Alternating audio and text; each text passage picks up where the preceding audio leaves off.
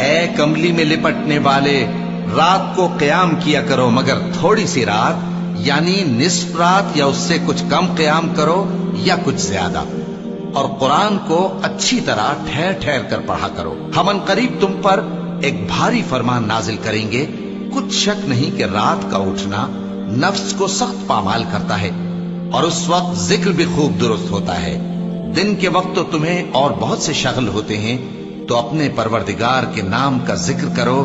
اور ہر طرف سے بے تعلق ہو کر اسی کی طرف متوجہ ہو جاؤ۔ وہی مشرق اور مغرب کا مالک ہے، اس کے سوا کوئی معبود نہیں، تو اسی کو اپنا کارساز بناؤ۔ اور جو دل آزار باتیں یہ لوگ کہتے ہیں ان کو سہتے رہو، اور خوبصورتی سے ان سے کنارہ کش رہو، اور مجھے ان جھٹلانے والوں سے جو دولت مند ہیں سمجھ لینے دو، اور ان کو تھوڑی سی مہلت دے دو۔ کچھ شک نہیں کہ ہمارے پاس بیڑیاں ہیں اور بڑی زبردست آگ ہے، اور گلے میں اٹکنے والا کھانا ہے، اور درد دینے والا عذاب ہے۔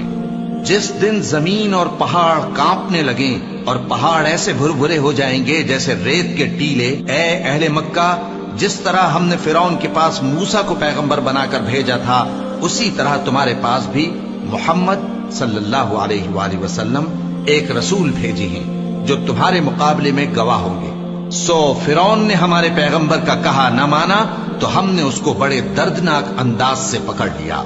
اگر تم بھی ان پیغمبر کو نہ مانو گے تو اس دن سے کس طرح بچو گے جو بچوں کو بوڑھا کر دے گا، جس سے آسمان پھٹ جائے گا۔ یہ اس کا وعدہ پورا ہو کر رہے گا۔ یہ قرآن تو نصیحت ہے، سو جو چاہے اپنے پروردگار تک پہنچنے کا راستہ اختیار کر لے۔ تمہارا پروردگار خوب جانتا ہے کہ تم اور تمہارے ساتھ کے لوگ کبھی 2/3 رات کے قریب اور کبھی آدھی رات اور کبھی تہائی رات قیام کیا کرتے ہو،